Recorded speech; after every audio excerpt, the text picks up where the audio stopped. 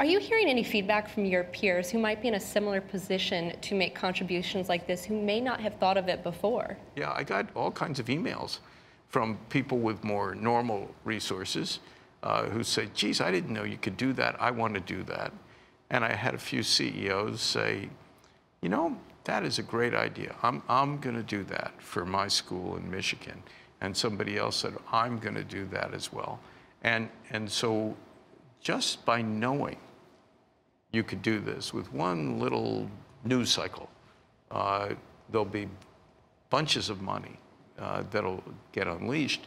And if we can get the people who run these public schools, superintendents, to actually develop a function where they identify, go out, and it's important that you market something that somebody wants to give to. Just giving to a school, in many cases, that's just not enough.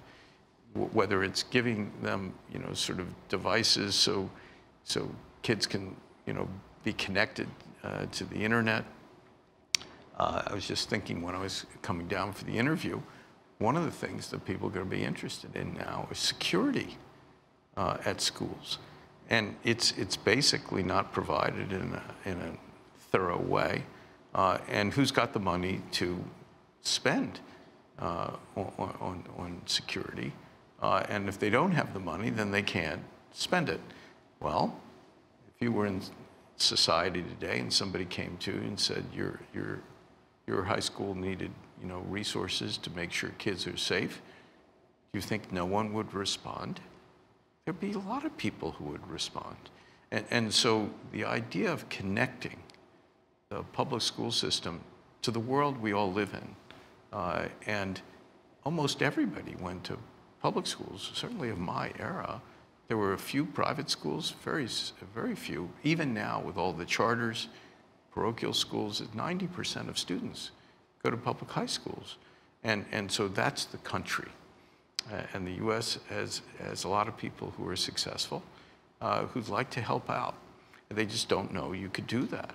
And so that's why I'm excited about this. Certainly. And one key thing that you did mention earlier, technology kind of influencing the curriculum, making sure the kids are equipped with some of these tools.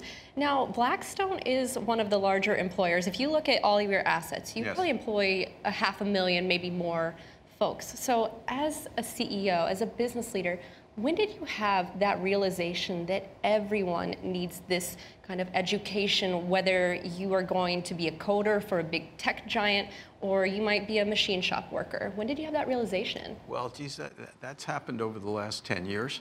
And now the disruption in the economy from technology is so ongoing and it's so profound. And it's really just getting started, because we haven't had the full development of artificial intelligence yet, which is coming over the next 10 to 20 years, if not faster, in certain applications. And so job classifications, certainly from my era, a lot of them are just wiped out. And so if you're a person who wants to have a job, you have to have pretty flexible skills and training, because even within your own company or whatever you're doing, it's liable not to remain the same for a very long period of time. So we're moving into like lifetime learning processes. It's a knowledge economy increasingly, and the U.S. has slipped dramatically in terms of our preparation. And we can't do that anymore. It's not optional. And each of us has to help out to make sure that each student in America who becomes each adult in America has these kind of foundational skills so that they can play the game. Otherwise, we can't afford to have people left behind. Plus, I mean, most people don't think this way, but just sort of morally, how do you leave people without the right skills to live in the modern world? You can't do that. We can't do that as a country. Another thing you had mentioned was safety, and that's on a lot of parents' minds, the safety of schools. So again, what kind of role could folks like yourself play. And is this something that you're thinking about with Abington High School, the safety, now that this is in the headlines, making sure students are safe?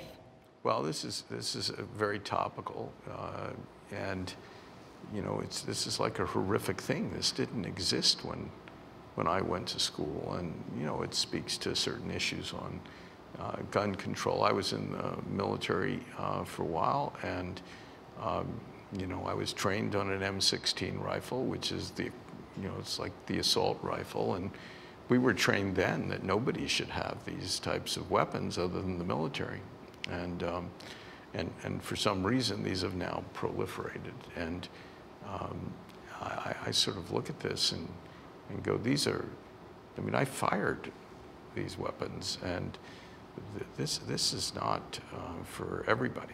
I believe that this should stay with the military. Now, you know, I'm sort of straying into complex territory in America, but you know, I look at this and say, this type of weapon, it's called an assault rifle. Who are we trying to assault? There are no good domestic objectives for assaulting.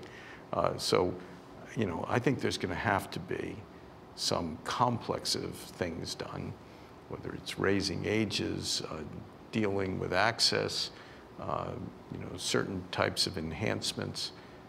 I think for the safety of society, you know, there are going to need to be some changes made. It's fascinating watching the students, you know, sort of rise up and become more like the adults, and the adults not responding instantaneously, but the message of those students is pretty powerful.